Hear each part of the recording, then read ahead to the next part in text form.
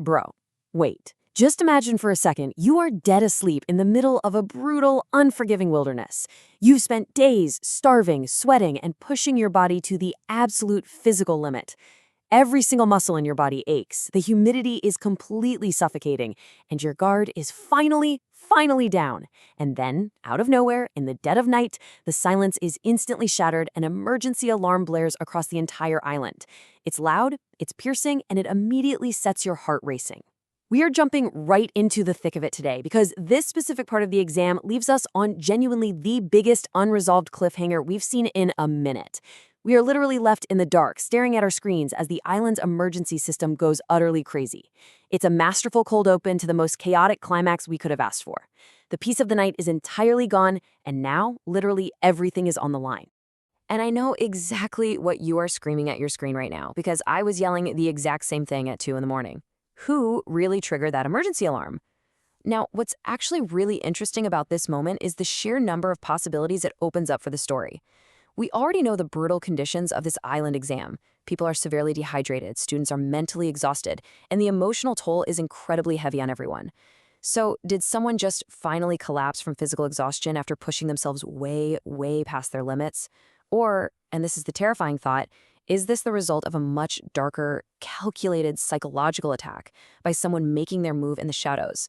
The stakes of this island exam have never been higher. The sheer dread of not knowing who is in trouble fundamentally flips the entire tone of the story right on its head. So the absolutely crucial point here is this ticking clock. 5 minutes. That is all they have. The rules explicitly remind us of this terrifying mechanic. If an emergency alarm goes off and cannot be deactivated by the student themselves, the school will track their GPS location in exactly 5 minutes. They will send staff straight to that starting point, and whoever's in danger will likely be removed from the exam and face potential expulsion. Let's be real, 5 minutes is practically zero time when you are lost in a pitch-black, untamed jungle. Ayanokoji immediately realizes they have to wake everyone up right now. They have to mobilize, try to find the person before the school does, and maybe offer them the help they desperately need to stay in the game. It is pure, unadulterated tension. It's a literal race against time, and the suspense is just killing me. Okay, but here's the thing. To truly understand why this happened, to figure out who is actually in danger, and why this blaring alarm is the ultimate culmination of everything that's been boiling under the surface, we need to go back. We have to look at the entirety of the day's events leading up to this exact nightmare. Because this arc is an absolute masterclass in misdirection. While we were all hyper-focused on points and physical challenges, the real war was being fought entirely psychologically. There are hidden details, subtle emotional shifts, and quiet underlying betrayals that completely reframe this final moment. So let's rewind to earlier in the day and break down exactly how we ended up in the middle of the night with a blaring siren and an expulsion on the line. Just look at the insane contrast between the two totally different games being played right now. On the one hand, we have Ayanokoji. His strategy? Conserving energy, staying strictly solo, and intentionally avoiding the top of the leaderboard. He's actively taking breaks, he's staying hydrated, he's willingly passing up arrival bonuses to other students. Low-key, it kind of looks like he's just slacking off, but it's actually a high-level tactical play to prevent total burnout. On the other hand, you have Nagumo, and bro, this guy is terrifying right now. He is dominating the top 10 and systematically hoarding all the competent third-year students. Nagumo has built a ruthless, untouchable monopoly over the mid-game. Ayanokoji even admits to himself that Nagumo has picked a strategy he is uniquely well-suited for. It's a massive juxtaposition. Ayanokoji is playing a quiet, calculated game of long-term survival, while Nagumo is openly and aggressively conquering the entire island. Anyone who goes up against him right now is completely cooked. And Nagumo makes sure Ayanokoji knows exactly who is in charge here. He drops this incredibly cold line. If you get cocky, you'll wind up getting yourself expelled. This isn't just generic anime trash talk, bro. This is a direct, highly calculated stakes reminder. Nagumo is warning him that tomorrow is when the real war actually starts, because that's when the school announces the top 10 and the bottom 10 groups. Nagumo is fully planning to absolutely crush any first or second year group that dares to even touch the podium. He intends to have only third years standing at the top, solidifying his absolute iron-fisted control over the school. This brief interaction establishes a heavy, suffocating dread for the rest of the day. It basically tells us that while today might seem relatively calm on the surface, a massive, destructive storm is brewing for tomorrow. Ayanokoji realizes he's going to have to adjust his plan soon because Nagumo is genuinely out for blood. But seriously, no way, right? Isn't it absolutely crazy that while Nagumo is plotting literal island domination and everyone else is out there dying of heatstroke and pure exhaustion, Ayanokoji is casually participating in an anime quiz? It's actually hilarious. He's just sitting there completely deadpan, identifying anime shows while Pseudo's group is out in the jungle struggling just to keep their basic morale up. Then we get Nanase doing beach flags, and later Ayanokoji jumps into a history challenge just to secure some super low-effort points. It feels so out of place at first, but it actually proves the absolute brilliance of his strategy. He is perfectly pacing himself. He tells Nanase, being productive means taking breaks. He isn't letting the panic and the frantic energy of the exam dictate his actions at all. He's cool as ice, just quietly racking up points where he can, without burning a single unnecessary calorie. But Ayanokoji's quiet, solo strategy doesn't fool everyone, which brings us to a really crucial hidden detail that you might have missed. Nanase has an insanely good read on Ayanokoji. She spends the entire day following him, quietly observing his every single move. And she realizes something that most people in this school entirely miss.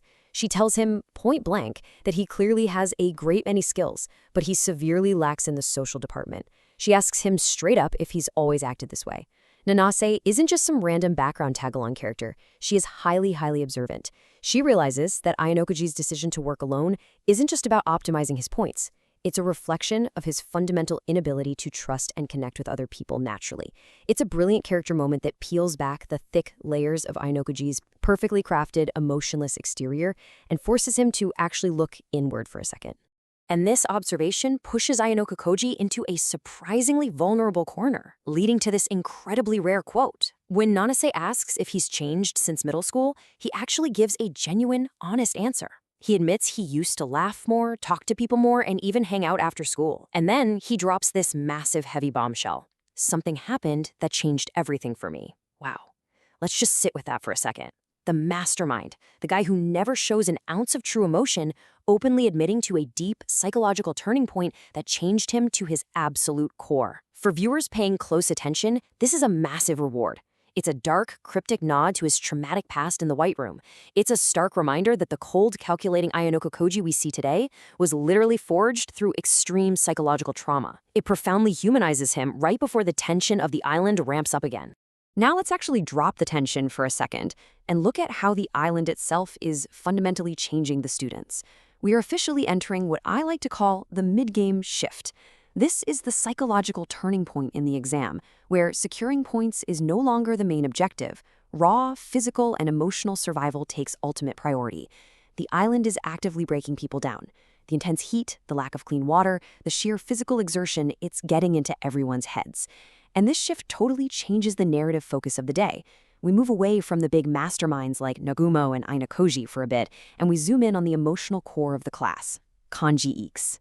Ikk's struggle right now represents exactly what happens when the severe physical exhaustion of the island meets severe emotional distress. It is a recipe for total disaster. You really can't help but feel genuine, deep empathy for Ike here.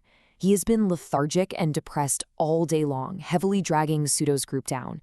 And finally, he just spills the bitter truth. He is totally heartbroken over Satsuki Shinohara. He admits he fell head over heels for her, but he kept pretending nothing had changed between them because he was simply too scared to act on it.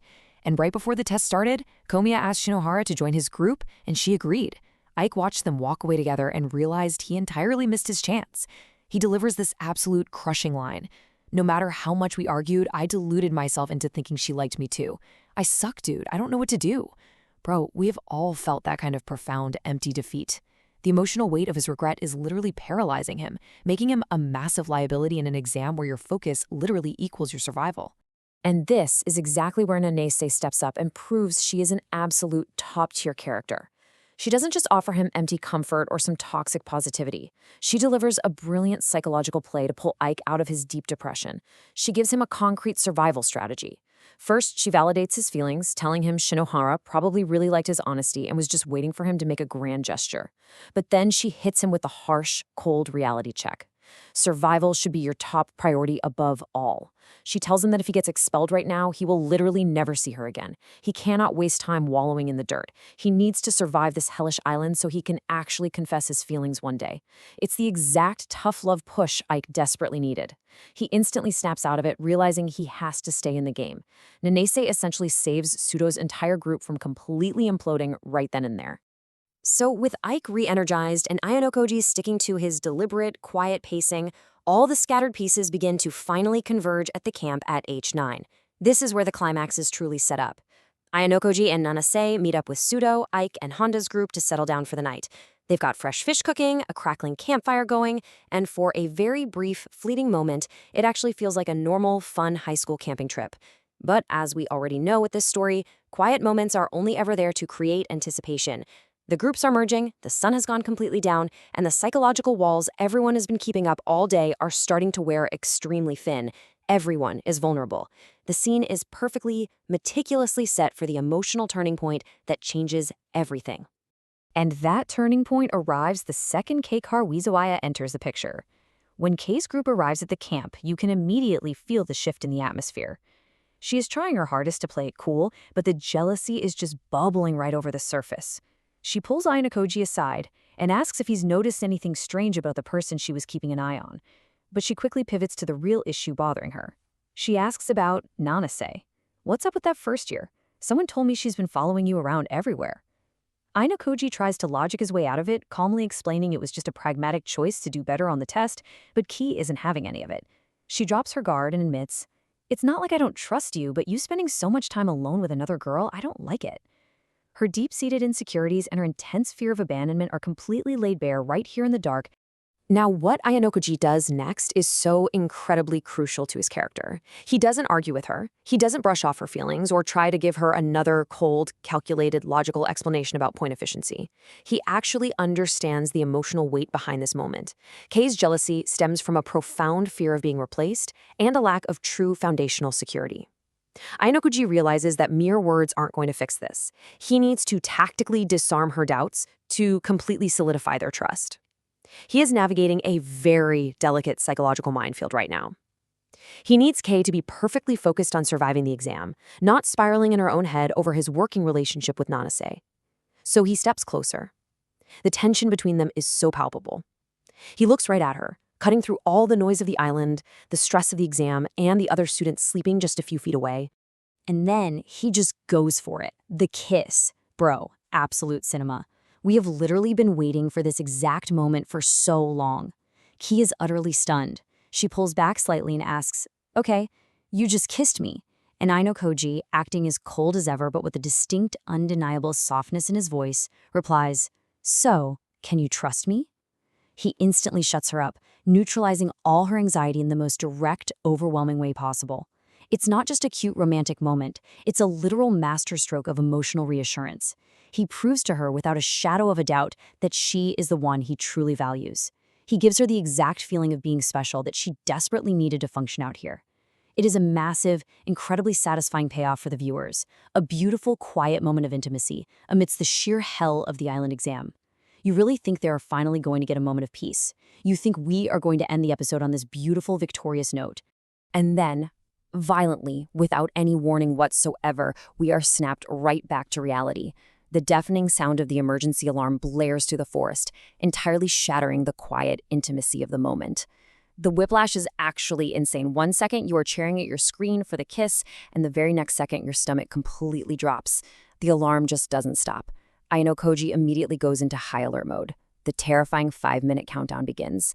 The romance is dead, replaced instantly by pure, frantic survival instinct. They realize someone out there in the pitch black is in critical danger. They have to wake everyone up right now.